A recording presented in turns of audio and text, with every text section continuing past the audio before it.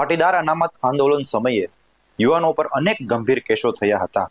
લાંબા સમય બાદ ગુજરાત સરકાર દ્વારા આ કેસો પરત ખેંચવાનો નિર્ણય કરવામાં આવ્યો છે. નમસ્કાર, સ્વાગત છે આપનું BS9 TV ન્યૂઝ પર. હું છું આશીષ અઘેરા.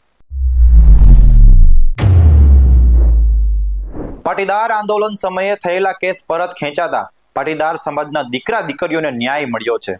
આ કેસો વહેલી તકે પરત ખેંચાય એના માટે નરેશભાઈ પટેલ અને ખોડલધામ ટ્રસ્ટ દ્વારા સરકારમાં વારંવાર રજૂઆતો કરાઈ હતી. સરકારને આ કેસો પરત ખેંચવા અપીલ પણ કરી હતી.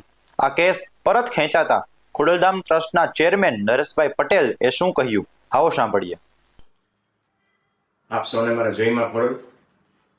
પાટીદાર આંદોલન સમયે જે પાટીદાર દીકરા દીકરીઓ પર રાજદ્રોહ સહિતના દરેક જિલ્લામાં કેસો થયેલા, આજે મારી જાણ મુજબ આ કેસો ગુજરાત સરકાર અને માનનીય મુખ્યમંત્રી ભૂપેન્દ્રભાઈ પટેલે પાછા ખેંચ્યા છે.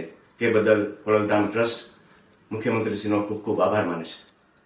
આમ તો શરૂઆતથી જ આ કેસ થયા પછી ખોડલધામ ટ્રસ્ટ ગુજરાત સરકાર વચ્ચે તાલમેલ મિલાવી અને જલ્દીથી જલ્દી આ કેસો પાછા ખેંચાય એના પ્રયત્ન હંમેશા કર્યા છે.